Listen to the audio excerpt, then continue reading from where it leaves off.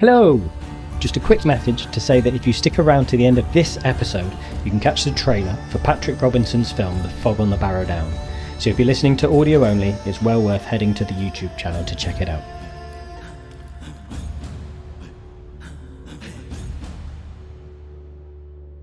So hello and welcome to Will I Vike It. We're recording this one via Zoom today because, as you've probably already seen, I've lost some of my episodes. So Patrick has kindly offered to re-record what we talked about. So welcome, Patrick. Hello. So I'm Patrick Robinson. I'm very happy to be on the podcast. We recorded this last weekend. Was it last weekend? Yeah. At the ATC in Cranbourne, where you were doing some filming. I was. Yeah. Yeah. So I thought maybe because it's going to be a funny one because what did we talk about? But I know. We'll run with it. So yeah, we'll cover it. It'll be better. Yeah. So if you want to maybe start by telling people what this film project is you're working on. Yeah. So I'm Patrick. So I've been working on a film, Fog on the Barrow Downs, which is a Lord of the Rings fan film, or a Tolkien-inspired film, you could say. And it's a project that's grown a lot over the years. And I had lots of exciting people come and get involved, including Craig himself. And it's a project that's grown massively. So it's a project that I started in university, just as it was going to be a little 5-minute short film, and then it kind of has snowballed dramatically to become probably 3 shortish, probably half an hour to an hour, 3 films. Which I heard a rumor it might be a series now. Well, yeah, rather than a film. We're splitting into parts, but that hopefully we can get part 1 out a bit sooner. But I'm working with a lot of reenactors, which make it possible. We're filming down a lot at the Ancient Technology Centre in Dorset, which has all of these fantastic reconstructed buildings, which is perfect for our project. Yeah, saves you a bit of editing work trying to make sets and edit the post work and everything, doesn't it? Definitely. So I started by CGIing in this village that I wanted for the story, and then I met Andy Stevens, who I believe you've already spoken to on the podcast. Yeah, he was on last week or week before now, I guess. Yeah. He runs the Ancient Technology Centre, and he offered for us to come and film there very kindly. And before he was helping me with the script, so we both write the script together now. So there's a big. There was a big kind of shift where we kind of added a whole new load of new stuff, and we developed the story into a much more interesting place. Awesome. Yeah. Do you know how I got involved? Have I told you? I probably told you last week. No. First time I met Andy, and I think I probably told this on Andy's episode, was he's walking across the site from the roundhouse, coming towards the Viking Longhouse. And as I say, never met him at this point, and he just took one look at me and went, "You look like a dwarf. Do you want to be in my film?" Yeah, he's become a great apostle, and to be honest, he's who I blame / thank for the project becoming what it is, really, because it's grown exponentially, and we now have hundreds of people involved. Quite literally, who've given up their free time to be in what's essentially a non-profit fan film done just for the love of filmmaking and putting something on screen. That was going to be my next question, was what sort of made you start the project? But obviously if you're saying that it was sort of your love of Tolkien and film, it's really a lot of kind of interests coming and kind of meshing together. Interest in folklore and mythology, interested in Tolkien, and interested in animation and filmmaking. I trained as an animator at university, so it's kind of a very natural conclusion to kind of mesh all of these interests together. Tolkien was drawing a lot from folklore and mythology and from the Icelandic saga that I have a big interest in. So kind of it was a chance. We're kind of creating our own original story rather than retelling one of Tolkien's, but we're trying to draw a lot from. It's set in Middle Earth, and we kind of draw a lot from the sources that Tolkien was interested in, whether that's Icelandic sagas or the Arthurian stories or the Finnish Kalevala. There's lots of different themes that I kind of try to draw from to try and recreate that Tolkien, rather than just rehashing elements of Tolkien's work.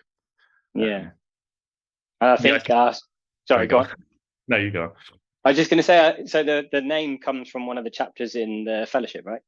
Yes. So the initial idea was to try and find a way of telling the Fog on the Barrow Downs story. Fog on the Barrow Downs is a chapter from Fellowship of the Ring, and it's a chapter of the story that Peter Jackson kind of skips over because it's not necessarily hugely central to the narrative. It's kind of its own little story in its little world. It's sort of a folk horror about the Barrow Downs, which are these kind of mysterious burial mounds. It's a very atmospheric and interesting chapter, I think. But yeah, it doesn't necessarily have huge bearing on the story, but I love this chapter and I love the kind of the atmosphere Tolkien creates. So I really wanted to try and recreate that story, perhaps using different characters. In the book, it's the hobbits that come across the Barrow Downs, but I thought it could be perhaps a new set of adventurers that we could explore that come across the Barrow Downs, and the kind of these themes of kind of cursed gold in burial mounds is something you find again and again in the ancient literature. You come across it kind of in Beowulf, but you come across it in the sagas again and again as well. And I think it's a theme that Tolkien. It's an interest that Tolkien had through the whole way, and he's always trying to find ways of getting this story in there. Tolkien was very influenced by things like Volsunga Saga, which have the cursed ring, the cursed gold. So it's kind of emblematic of the whole of Tolkien's themes. Again, you see it in The Hobbit, this kind of battle over the gold that's somehow cursed, and leads to a lot of all of the drama kind of comes from that. So it's something that I was kind of interested in. I thought it perhaps could be a fun kind of a short film. And then when is it set? Is it before or after or during? So the idea that it's set just before The Hobbit or around the time of The Hobbit. So it's a kind of pre-Lord of the Rings world. It's kind of a world where evil is rising, and it's a point in the story when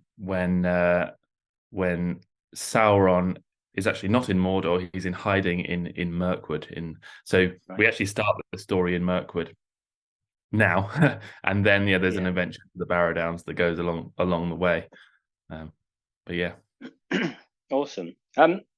So are you using, because you're using the ATC, but I haven't seen your film anywhere else. Are you using other sites as well, or is it just there?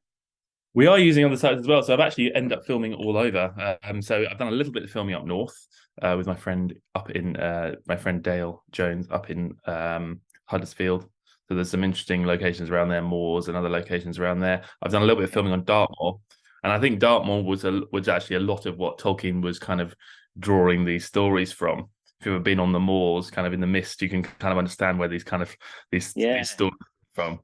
A lot of my interest came from where I grew up in Ireland, and there's a Neolithic cemetery in Carrickeel in County Sligo, and it's these Neolithic mounds that are very, very ancient, that they predate the pyramids. These Neolithic tombs, these passage tombs, and in England there'd probably be a visitor centre and a shop and everything, but in Ireland it's just a deserted barren landscape.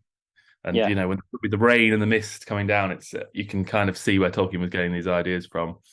But there are all of these kind of ancient sites that we're trying to use. I've done a little bit of filming in Dartmoor. I would like to do some filming in Avesbury, other places. Obviously, most of these sites are more in the west of the country. I'm based in the east of the country. So getting out there can be a bit difficult. Well, it's not far from us, so if you need somewhere to stay, exactly. Exactly. I'm literally 20 minutes from Avebury, 20 minutes from Stonehenge, and right in the middle. Incredible. Yeah. We have done filming all over, and we actually have a group of people who are filming in North America for us, who have got alternative costumes, who have created our costumes and have to do a bit of filming. They're up near Seattle, so they've got some amazing mountains up there. So they've got some beautiful shots, beautiful wide shots. They can't come in too close because you'll be able to see that it's not the same actor. But they've got they're reenactors as well, so they've recreated the costumes and they've done some beautiful shots. So we have it's an international movement now. It's an international project. I didn't even know that bit. That's bit that was in development last year. That's really cool. Have you thought about filming on any of the barrows themselves? I know you talked about different places. But I wonder whether you could actually include the Barrows as part of the film. Yeah. So again, we're still adventuring. Our adventurers haven't quite got to the Barrow Downs yet, so we haven't decided exactly. Yeah. Probably there will be a lot of filming in Dartmoor, but we haven't exactly decided what is going to be our main barrow that the story is going to revolve around. And there's a few options there, whether we'll pick a long barrow or whether we'll pick a passage tomb. It'd be nice to have that big entrance where we can. I can say you've got West Kennet Long Barrow. Go inside that one, so you could potentially go in it and record that way. Yeah. So we still have to decide exactly what our barrow will be. What Tolkien's quite vague about what exactly they look like. You get the sense that they're very ancient, but it's hard to know. Obviously, barrows have a very ancient history, right from the Bronze Age all the way up to obviously Neolithic, right up to the Viking Age, and so exactly what kind of barrow we want is something that we'll have to explore. There's some quite recent ones as well. Do you know about the new ones? You can pay to have a slot. I know, very exciting. I've actually been in contact with the man there, so there's some recreations. I believe sacred stones, but I may be wrong, so maybe we might have to provide a link. But they're very interesting. I think the first reconstructions of barrows. So again, if we perhaps want some flashbacks to a new barrow, the barrow being built, exciting. Or even if you could film sort of recording if one of the characters, I don't know what your storyline is, I'll be honest, but if one of your characters dies, perhaps you could do a scene of taking them into the mounds. Exactly. Using one of these.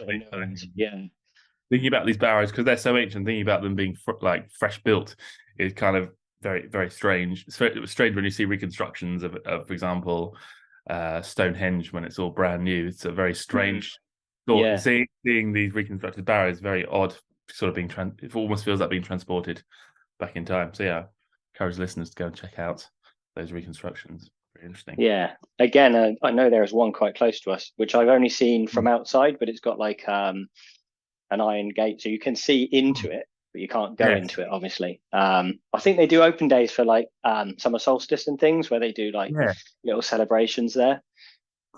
I have not been to any, but I have been invited, and I should go and have a look. But yeah, we're heading towards that part of the story where we'll have to start thinking about where it's going to be filmed.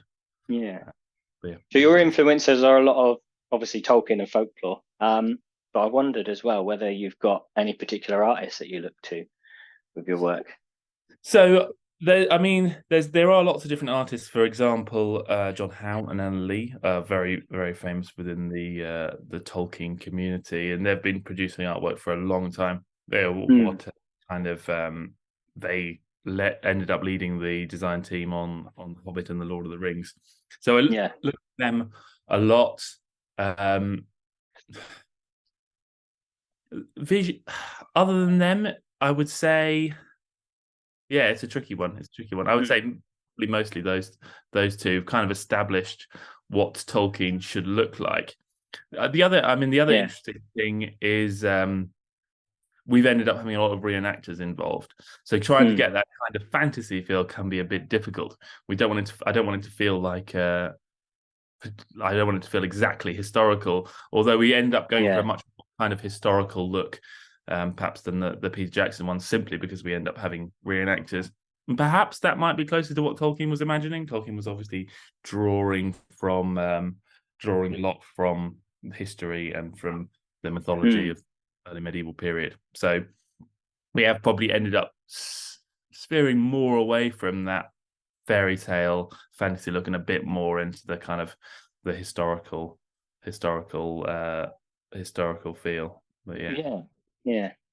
So we should probably talk a little bit about the food that you ate last week, just to kind of steer along. But my link there is a little bit tedious, but it's sort of looking at those influences. So how when I first came along and you did some food, I offered to make some of the feasts at a later date,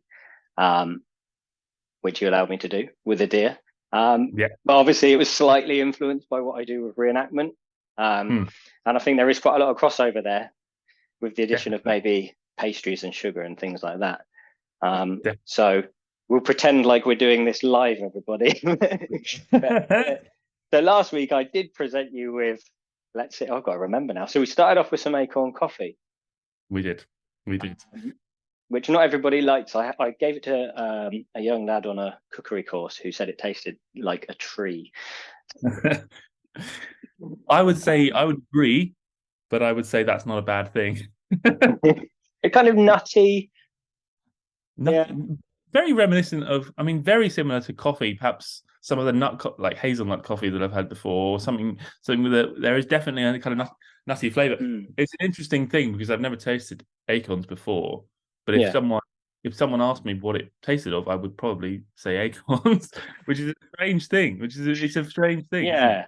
I think you subconsciously know sometimes what things should taste like, and it did taste of acorns. Very interesting flavor.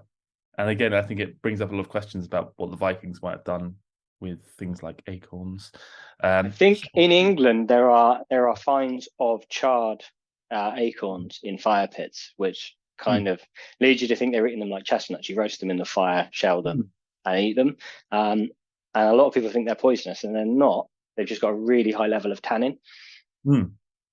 So we make flour as well, and the methods are very similar, but basically you need to soak them in water. The water goes brown, and that's the tannins coming out.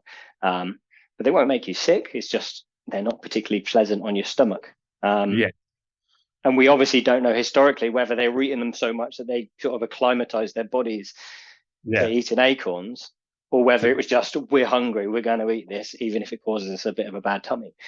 We don't know. Again, I think something we don't think about historically, like sometimes something that makes you sick is actually worth the calories that you're consuming. Things like, especially if you look back much earlier, things like the Bronze Age, where they were consuming lots of dairy.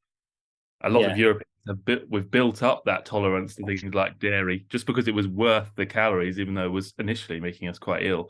Well, I think originally they were fermenting milk to make it more digestible and easier to process. And so, like you say, over time, we've then developed the ability to digest milk, or some people have. Yes. Some people have allergies, but most people can tolerate milk now. It's a very interesting thought, though, thinking of something that you're eating something that will not necessarily agree with you, but you're eating it because you have to, really, because you need those calories, and it's calories. Calories. It's not something, again, we have to ever come across in the modern world. We never have to make really. So it is an interesting thought there. Well, there's always Brussels sprouts. People eat Brussels sprouts despite the farts. after the ritual of having to eat certain foods at Christmas. Just because it's tradition. It's one of those times that we eat food that's either too delicious to eat for the rest of the year or too horrible to eat for the rest of the year. So. I mean, turkey is the same. Most people eat turkey and complain that it's dry. So don't go for a bit of gammon. Yes, and I think gammon was actually very traditional in the Viking Age. The Yule feast had to swear. It was a great boar sacrifice where they had to swear on the pig to fulfill a Yule oath, and that's something that we include in the film. So we actually have a big reconstruction. Well, not a reconstruction, but we have a Yule oath and a Yule feast in the film, which is what Craig was helping us out with. So we took a lot of influence from the Viking Age and bringing some of those Viking influences, but again, into a more fantasy context. So we allowed ourselves some liberties. So I'm just trying to think what else I gave you last week. So we had I'm going to try and do these in order. So we had pepper cake. We had pepper cake. You had that first, which was a stout and pepper cake. I'll probably share the recipes for people so they can see what we're actually talking about, because it's not here. But I quite like pepper, so it was quite heavily peppered, based on recipes from, I'm not sure how long ago, but they're sort of more northern England traditional recipes for pepper cakes and things like Guinness cakes. And I've kind of combined the two ideas to to make the one recipe. But I quite liked it. What do you think? I think it fit very well together. I mean, I'm a big fan of pepper, so I'm very biased. I pepper on everything. It was very interesting to have pepper in a sweet context because I've never really had that. And it was definitely sweet. It wasn't in the middle. It was definitely very sweet. And it was a very interesting flavor. I would describe it as sort of those kind of nostalgic kind of Christmas flavors adjacent. Yeah. It wasn't like that, but it was something a bit different. But it was very kind of similar to a Christmas cake, I guess. Yeah, definitely. You had the fruit in there. So it was similar to a Christmas cake, but it was also its own thing. It was a very interesting flavor, definitely. I would definitely have it again. Yeah. Right, I'll remember that next time. Bring more pepper cake. So then I think next up were the real meat mince pies. Yes. Which are kind of, again, based on sort of more, I think, Victorian recipes where they actually had meat in the recipes. And a lot of people think it was rotten meat, and I think that's a myth. So yeah, it's just kind of, I think, probably more bulking out the more expensive stuff, and then over time, as your dried fruits and your sugar and things have got cheaper, we've just said, let's just get rid of the meat. Yeah, so I did them with a bit of minced venison. And they disappeared quite quickly from the kitchen when I brought them back in. So I think they did. They were marvelous. They were really brilliant. And this one, unlike the cake, was bang in the middle between sweet and savoury, which was interesting. I have had reconstructed mincemeat before, but it's always on the side definitely of sweet. So this was in the middle, which is interesting because that's not really something we have very often in Western cooking anymore.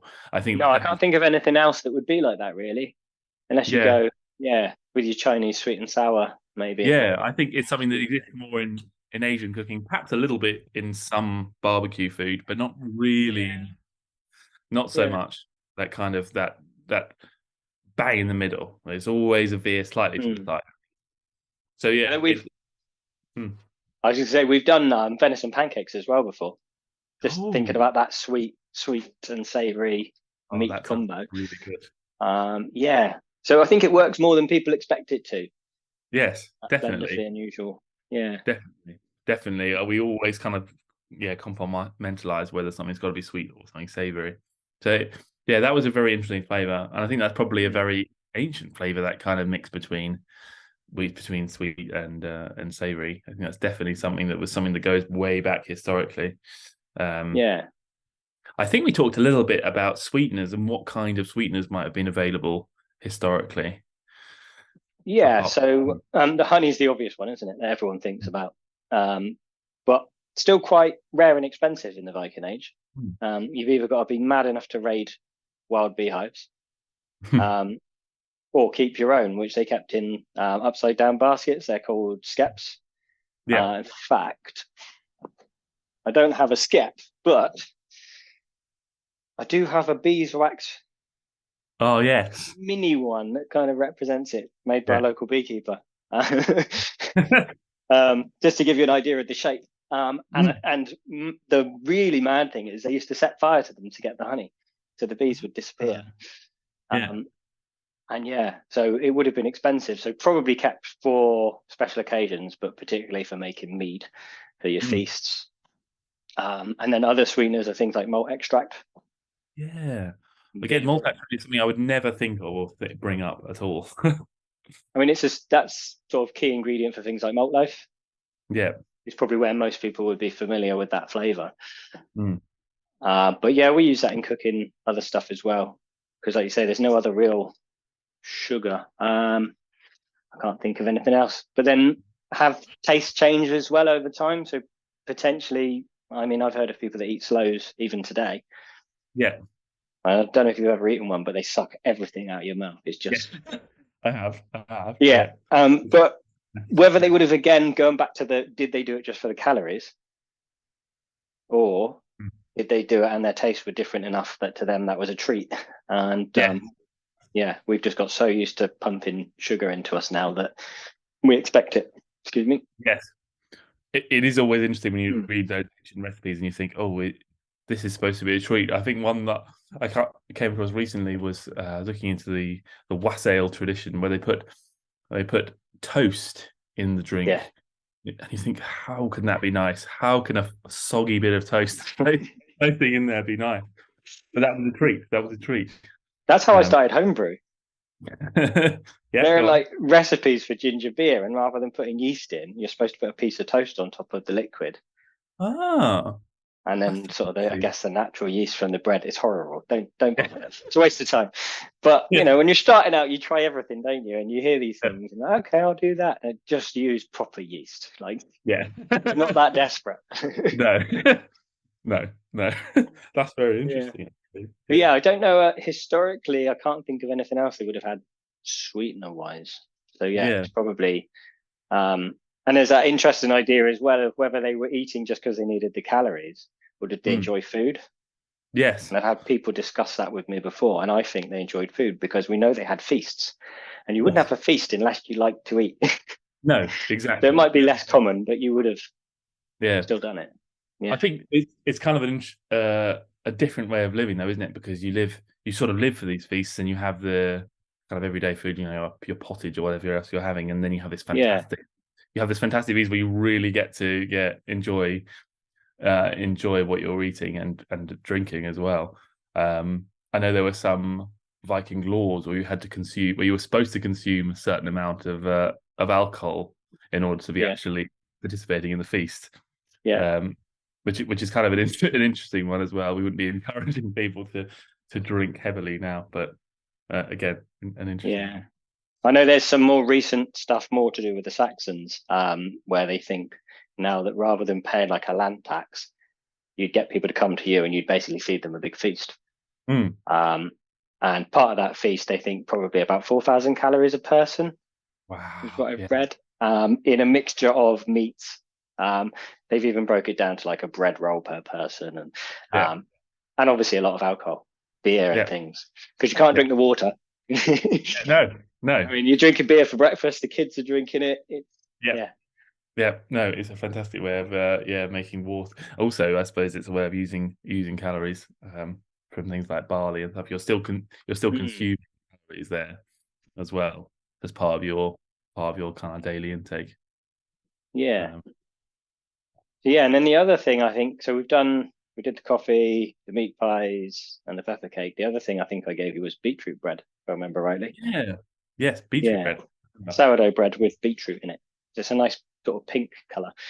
Yes, I do. Yeah, that was also very nice. Um, yeah, quite a heavy bread, but one that has Mm, a lot of flavour to it. Um, I think it's easy in the modern world. We often like just eat a load of sliced bread that tastes like very little, and you put butter, you put everything else on it. But this was yeah. great on its own because it's Mm, bringing a lot of flavors of the beetroot. You could taste there was a lot of other flavors going on there. And again, mm, I think it's kind of interesting because you do read in a lot of stories.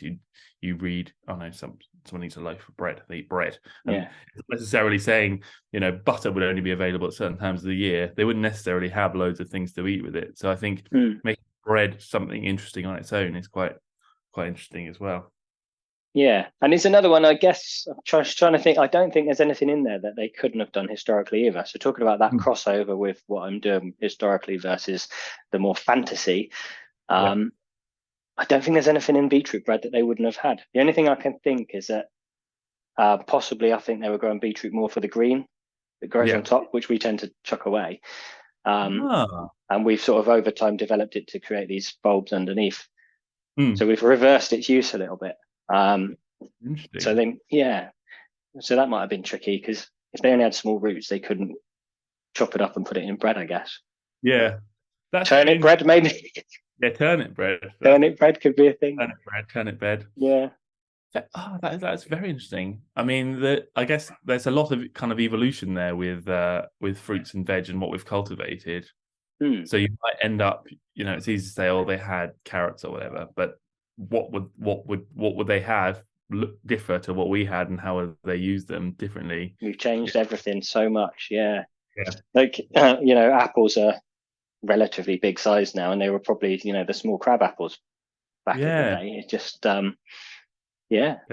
There's things there you don't think about, and obviously that applies not only to to fruit and veg, but also to all kinds of other things in the Viking, like even horses and things like that. Like, Oh, I love the idea of the Battle of Hastings on ponies. yeah. Whenever they reenact it, it's these big horses. Like, no, they were on ponies with their feet dragging on the floor. I know. That's a very interesting one. There's a lot, Yeah. and you can see often in the pictures, you can see people's feet dragging on the floor, and you think, is that just the artist sort of exaggerating what's more important in the image, or probably not? No, that's how they were, as far as I understand it. Yeah. Much smaller. I had an interesting moment in the film. I wanted the village. So we have the ATC down there. They have some sheep, but I wanted some more animals in shot. So for a big wide shot, I put in some cows. I found some stock footage that worked really well. But the footage was quite low quality, so I shrunk it down. I think next to the people, these cows are looking a bit small. And then I looked up what the size of medieval cows were, and there's such a huge. They were so much smaller. I mean, it was the 19th century, the 18th century, when they're breeding these cattle to be the size they are now. Yeah. And it seems so weird to think of a cow sort of the size of a pony or smaller even. But that's what was walking around at the time. I was going to say, you could look up footage for like baby cows. A lot smaller. Yeah. Go to a farm when they've got the babies in. Like, there's loads around here. But it's a very strange thought, isn't it? Really, to think of how much smaller things like cows. But yeah, with every kind of produce that we grow now, we want to we've put all our effort into making it much bigger and getting a bigger yield. All of those things, not just food.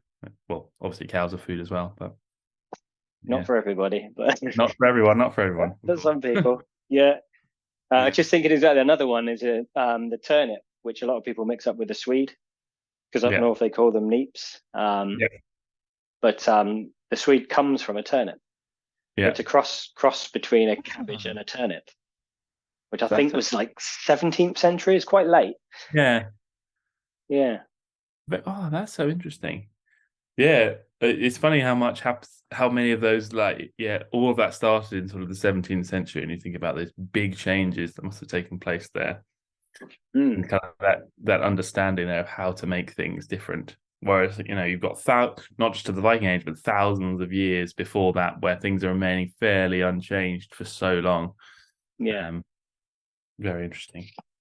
Yeah.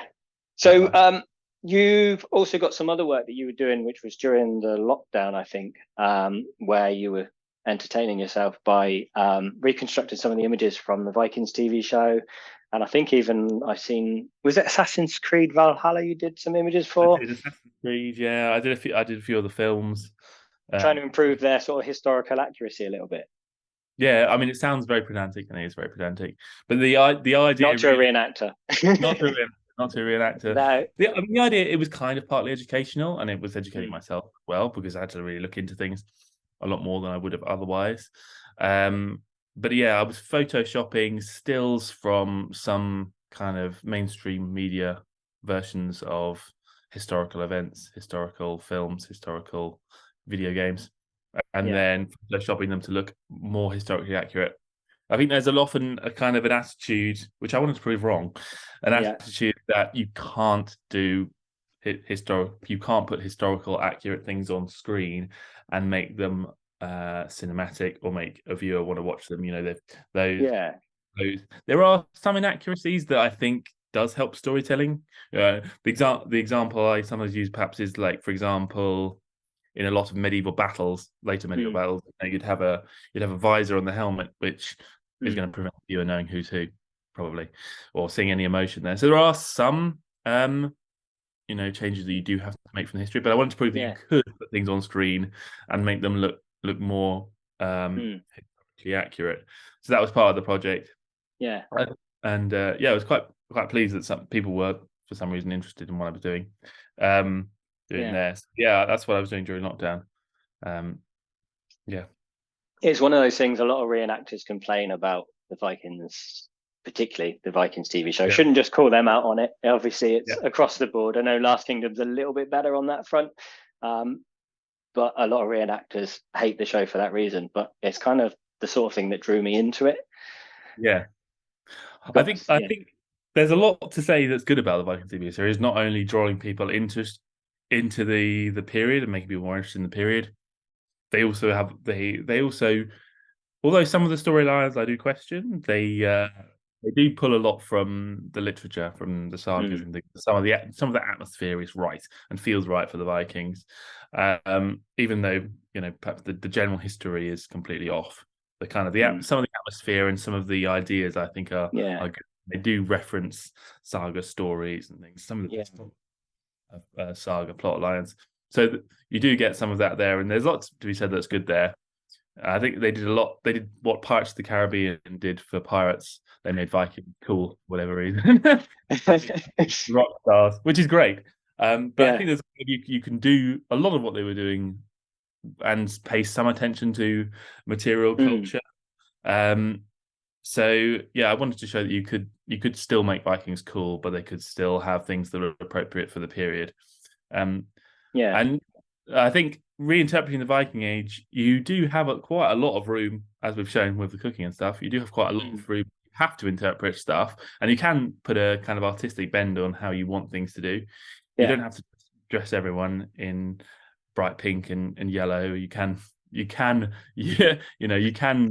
put an artistic bend and say we're going to use these colors, or we're not going to use this font because it looks a bit stupid. We can make some cinematic choices, but you can still kind of stay true to some of the history there. There's so few that if you just stay true to a little bit of what's there, you can get more of the period there. I think it's definitely doable. Yeah, go on. I think something that achieved that, and I have quite a few criticisms of the story on the other hand, but the film that came out last year, Northman, I haven't actually seen it yet. It is definitely worth a watch. Again, it's quite sadly, although they recreate the world absolutely beautifully, the story isn't, and the characters aren't quite as exciting as the Vikings TV show. So although they're kind of achieving a much higher kind of feeling of accuracy, they're falling down on some of the kind of more basic things, like making the characters more engaging. Although it feels very authentic. Definitely worth a watch. Definitely recommend having a watch. But definitely an interesting project, because rare to see Vikings put on screen in a way which has got fines. And is kind of referencing the actual known history of the period. I was going to say, I think another one that does it well, I don't know if you've seen, there's a Norwegian show called Norseman. Yes. The comedy show. Yes. And I think they use a lot of reenactors and stuff as well, a lot like you do. So you've got the more historically accurate look. And it doesn't make it boring or anything, because there's good storytelling and jokes. And even a lot of the jokes are based around, holmgangs and things. So they're still very much in that world. They are. So I think with good writing, you can do both. There's a lot of saga references in that, or a lot of practices they're kind of often making fun of, but it's coming from a place of actually looking at the history. And I think with a lot of the best stuff, whether that's comedy, for example, Monty Python's Holy Grail, there's so much. It's a brilliant film, but they did so much research into the Arthurian legends that the jokes you won't even get unless you know your Arthurian history, which is brilliant. And I think it's the same with the show Northman, which is brilliant. There's too many shows with similar names in film. Northman. I think there is a film called Norseman as well. There is. It's confusing. It's very confusing. It is very confusing. They need to be a bit more imaginative with the naming. But again, I still like by marketing. You want to use the word Viking. You want to use the word Norseman in your title. It's kind of tells you what it is from the get-go. Exactly. Which I guess is I shouldn't say lazy, but I guess it is lazy if everyone wants to use that just to draw people in. If it's well written and directed and acted and stuff, then people would still watch it.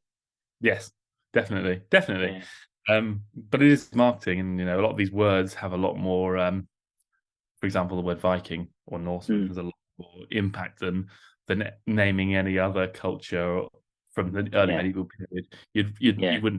You wouldn't name it a show Merovingians or Saxon. Mm. Unfortunately not. Sadly not. Yeah, and I'm guilty of it There's too, no you know. there's no History Channel's Anglo-Saxons just yet. I'm waiting for it. I'm waiting for Yeah. it. I'm guilty of it too with Eat Like a Viking. Yeah. It does just have that much more impact for whatever reason. Yeah, I don't know why it is. I mean, like the early Saxons were possibly more brutal than the Vikings. So Yeah. maybe it's, and I do know someone that's interested in trying to raise that level a bit and the popularity of Saxons and particularly early Saxons. So whether in years to come we will get a film called Saxons. And We'll see. I don't know. Yeah. I'm waiting. Yeah. Yeah. It's how language kind of dominates that so much and what people are Mm. interested in. And you'll often see, you know, in, for example, Vikings or even Last Kingdom, you'll see all the early medieval bits, whether that's long ships or round shields or Viking helmets or anything early medieval will be given to the Viking characters, and the Anglo-Saxons will be dressed as Normans or Crusaders or anything else. Quite interesting. Yeah. So there's a few questions that I ask everybody. I think the first one, probably most people will probably guess your answer, is if you had an unlimited budget, what would be your dream project? I mean, if I had a dream project, it would definitely be a film project. It would probably be pumped into this film. There's a lot we could do, a lot of money. So if anybody's got a few million quid and wants to hand it over, quite happy to take it. But yeah, we're upgrading the equipment. We could commission lots of costumes, lots of beautiful things, and we have had some people make things for the project, artisans, blacksmiths. Make props for us. So yeah, if anyone wants to have a go, we've obviously got Craig who did a lot of work for free. So I have to thank Craig. He didn't go into an unlimited budget, but no, unfortunately not. Not just yet. No. But yeah, there's definitely, it'll probably be pumped into this project. But there's projects down the line that I'd like to do, perhaps more historical projects. I would like to do an Arthurian project at some point, perhaps an Anglo-Saxon project at some point. But yeah. Well, you've got it now. We've mentioned that no one's done it, so yes, I've got to do it. The new film, The Saxons, by Patrick Robinson. History Saxons. Yeah. Yeah. Maybe tell the story from the other perspective. It's the other one-sided with the Viking heroes. I would love to do a King Alfred film maybe at some point. That'd be brilliant, I think. Yeah. I think there was one a long time ago. I think a 1970s one, like a straight to TV sort of one. But I would love one with an unlimited budget. That'd be brilliant. Yeah. And there's lots to draw upon from that as well. There's some good books written about his life and things, and obviously he had someone writing. Was it Asa was writing down? Yeah, Asa. So we do have more information about King Alfred than we do about other kings of the period. One-sided information, I must say. One-sided information, definitely. Although, so you might have to temper some of that, but some of that, I mean, backed up by chronicles or even archaeologically with all the burrs and things that you can, you can actually attribute some of his achievements to history. Although, it's all coming from Asa and I mean, essentially from himself. Yeah. It's gonna paint him in a good light, isn't it? I mean, yeah, I would think so. Yeah.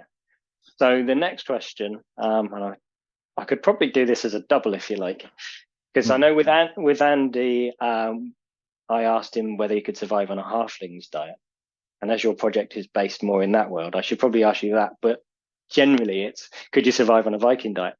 So if you want, you can answer both. I'll answer both. I'll answer Vikings first because it's a harder one. Obviously, it's more limited, and I have to wonder where I am on the pecking order if I deserve the Jarl's diet or the peasant diet. I think I could swap out my potatoes for parsnips and turnips, but it's a tough one. There's a lot you have to give up there. All that sugar you have to give up, which I'm loath to give up all the chocolate and sugar. But I think I can manage. Certainly, if Craig's doing the feast, I could manage. if there's enough salt dough venison, I think I can manage on the Viking diet. Yeah. The halfling diet is an easier answer, definitely yes, because I'm sure they have lots of sugar. Um, uh, so that, Beer. yeah, and beer, yeah, and beer. Yeah. Yes. Yeah, yeah. As long as there's plenty of mince pies and pepper cake, I think I could Yeah. quite happily.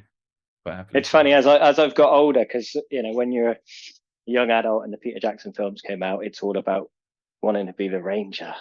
And you want to be the hero. And as I've got older, I've just become a hobbit, I think. You want to put your feet up. I just want to live in the Shire and eat pies. I actually think Peter Jackson himself said something very similar, that he's a hobbit at heart, and I think a lot of us are. Yeah, he realised you want to just close the door and put the fire on and yeah, eat pepper cake. Dream life, wouldn't it? Maybe that would be my unlimited project, like unlimited budget project. It's just go and live it, build the Shire and go and live there. There you go. Yeah, fantastic. Forget the war that's going on everywhere. Certainly don't come with any magic rings. That's what you want to avoid. Definitely. So then, tied to that one, probably more to do with the Vikings, I guess, is there any kind of food that you'd miss on a Viking age diet? Don't think that works with halflings, because they mostly tomatoes. Yeah. No tomatoes, chilies. No tomatoes. He came back and he revised tomatoes, Tolkien. So initially he gave them tomatoes, and then he thought, perhaps not traditional enough, not part of that kind of English folkloric diet. It's weird because they sort of come over, I think, to England around the same time. So really, potatoes should be in there as well. Yeah, I suppose because potatoes kind of entrenched themselves into an English diet rather than the tomato. Because I think initially we thought tomatoes were a bit poisonous. They are related to nightshade, so yeah. So you can see the logic there. Yeah. So I think maybe he decided that it wasn't a traditional enough thing for tomatoes. So you don't get tomatoes, which would be sad, but you do get potatoes. I think potatoes. I'm sure you get that answer a lot. Potatoes, I would miss. You need that starch. For the Viking, sort of switch to the Viking now. I was a bit confused when you said you'd miss potatoes. They had them. Sorry. Put my Viking hat back on. Yeah. Potatoes. I think would be the one thing I would miss from a Viking age diet. Although parsnips could fill that void a bit, but again, don't really know how much they would. So we'll see. We'll see how much. I mean, another thing which I recorded last week that I've lost actually was with Matthew Martin, and he'd never eaten a turnip. So we cooked them in the embers of the fire, cut them open, and you sort of scoop out the inside. And to be honest, not that far off. It's like a sweet jacket potato. Yeah. That will do. So you'd have an alternative for your potatoes. Yeah. You just eat lots of turnips. Lots of turnips. Yeah, I can take that. I think I can take the potatoes. Potatoes, chocolate will be a big one. Chocolate will be a difficult one to give up, I think. There's not much alternative there, I don't think, to chocolate. No. I can't think of anything. Yeah. No, you have to try and make like a sweet acorn dish that kind of gives you that. The acorn out there. Yeah. Back to acorns again. Yeah. I don't know. Yeah. Try that. Can I make a Viking age chocolate? That would actually be a very interesting project. I'd be interested to see what you can do with that. Yeah. It would almost be a bit Pest and Blumenthal, wouldn't it? Yeah. I know. All Viking ingredients. Can we make chocolate flavors based on things the Vikings had? Yeah. Yeah. I mean, perhaps they can't. Perhaps they went further into Vinland than we ever thought. Perhaps they found some chocolate. You never know. I don't think they went. You'd have to be a sailor then. You would. Yeah. Awesome. What's the worst food you've ever eaten? So, food's the tricky one. I'm going to answer with drink because I have an answer for that. So, back in lockdown, I attempted to brew my own mead. It all went. I see where this is going. I'm sure you've heard this a lot. I've heard this a lot. I'm sure a lot of people have attempted to make mead. You think it's very simple, and I think I don't know where I went wrong, but at one stage it was tasting perfect, and then I came back to it probably about a month later, opened it up, and it was the worst thing. Even the smell, I could tell that immediately something had gone wrong, and I don't know if it was some kind of infection. I'm sure Craig will tell me more on this, but it was so unbelievably horrible. It's hard to describe the flavor. Sort of like some leaves, like a sort of. It was a very kind of the bitter. I reckon a mold, some kind of mold infection. I reckon if it's an earthy, yeah, that kind of earthy table, like when you taste bread that's gone off, like that kind of like weird, kind of barky, earthy taste. Really, very, very unpleasant. And I went outside, and even throwing it away was a horrible experience because it smelled terrible. Even pouring it down the sink was horrible.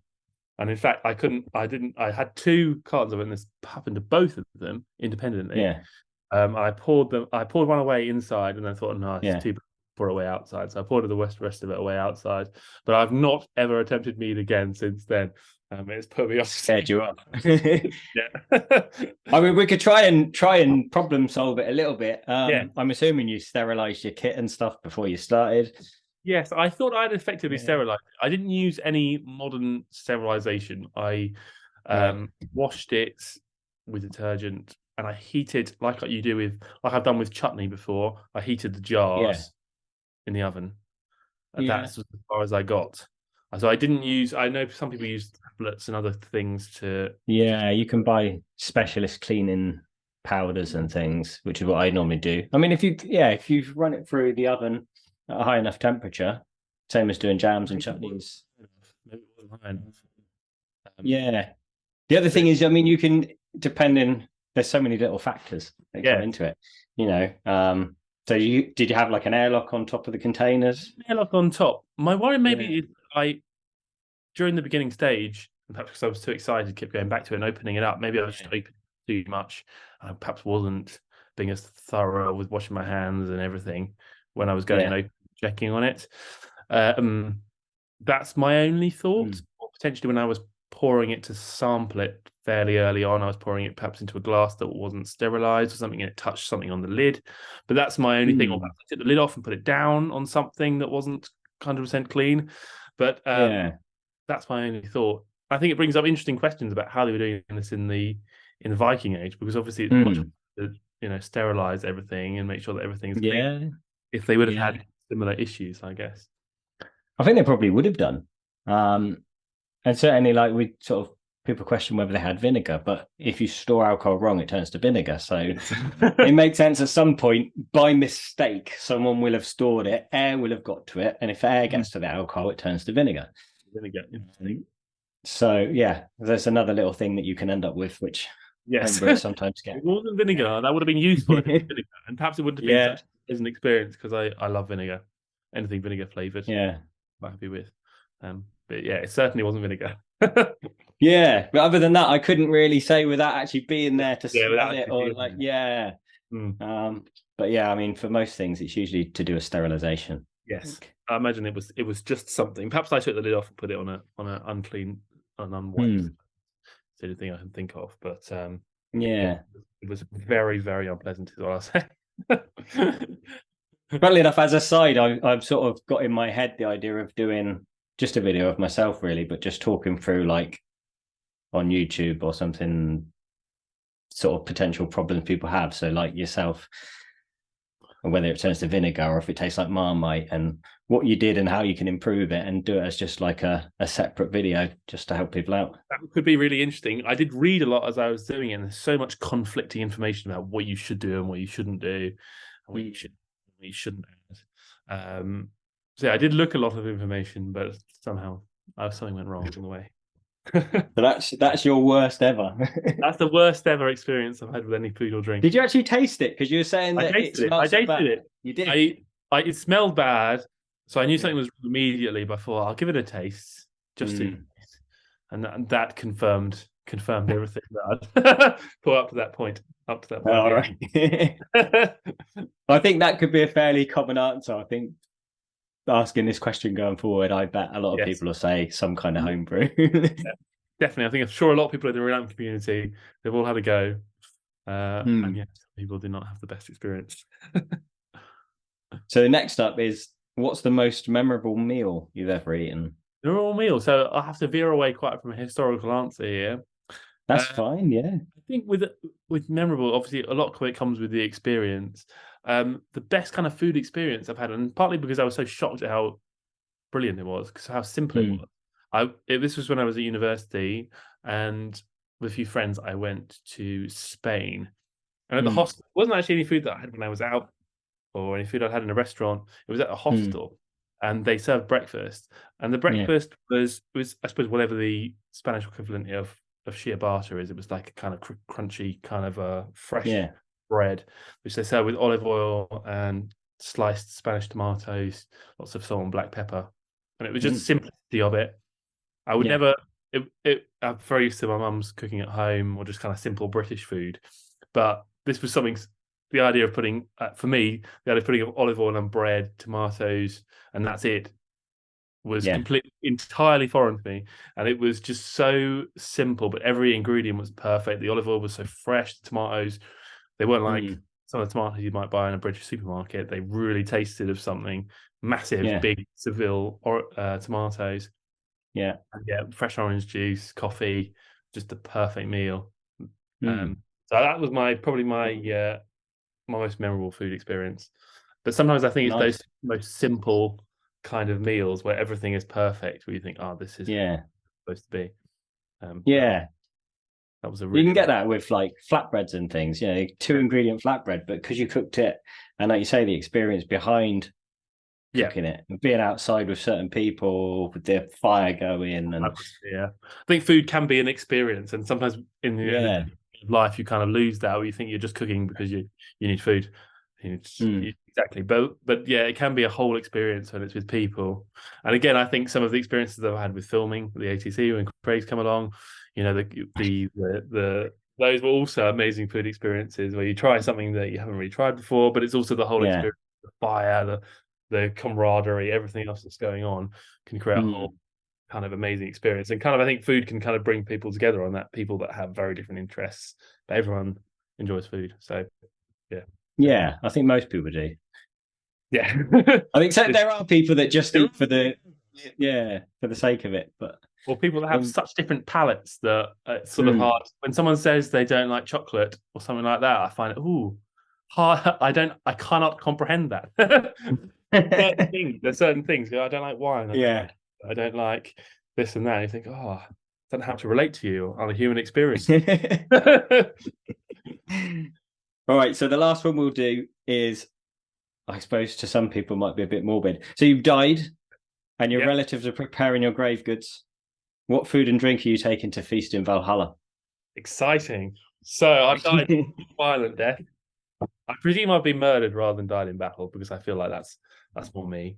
So it doesn't have to be Viking related, it could be just for fun. I'm on my way to Valhalla. So again, I think when you're asking kind of what the best food experience and what your favorite food is quite different. I'm very partial to a roast, and the king of the roast is the Christmas roast. So I think my relatives will be putting together a Christmas roast. So potatoes. In my family, it's not turkey, it's pheasant that we have, which is a really nice meat. Sounds very posh. It's actually just a kind of countrified thing. It's a little bit like duck. It's very flavorful. It can be a bit dry, less fatty. Can be dry, but it's a very flavorful meat with lots of gravy. So perhaps with mum's roast pheasant, potatoes, parsnips, and all the Christmas trimmings, I think they'd be laying out. I'm very much a savoury person, so probably a cheese board rather than dessert. Cheddar, Stilton, all of that maybe laid at my feet. What will you wash it down with? Probably, I think it would have to be wine. It would have to be wine, a nice red wine. I'm not like I do enjoy wine. I'm not a big wine connoisseur, so I don't have the palate to be able to pick out the best wine, but or something like that, just a simple wine, something like that. I think that's better. Washing it down with. That's what they're packing off to Valhalla. Well, thanks again for no problem doing at all. the podcast for a second time. We're backed up this time because you've got a copy, I've got a copy, so people will get to see us. Fantastic. No, it's been a pleasure being on the podcast. Yeah, and I'll probably see you down at the ATC at some point for some point soon. more Barrow Down. More Barrow Downs adventures. Yeah. Fantastic. Well, lovely talking.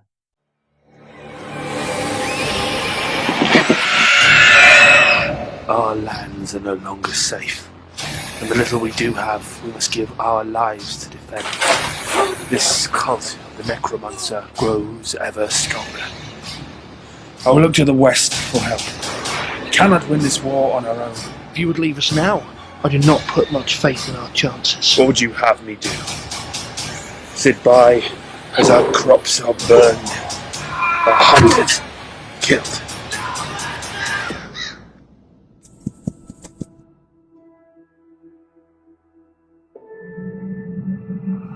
Tell me, what brings 3 dwarves out here?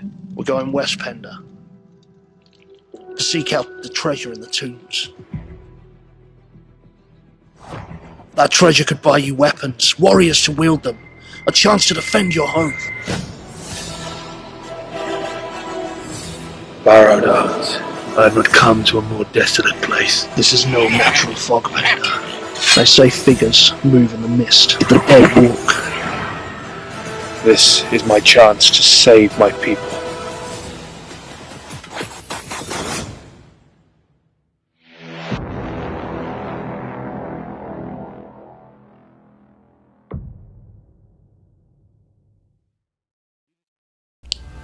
If you enjoyed the show and want to hear more, remember to like and subscribe and give the show a rating. You can also help keep the show going by becoming a Patreon, where you'll get early access to all episodes, or check out my range of merch on my store. Links are in the episode description. Thanks for watching.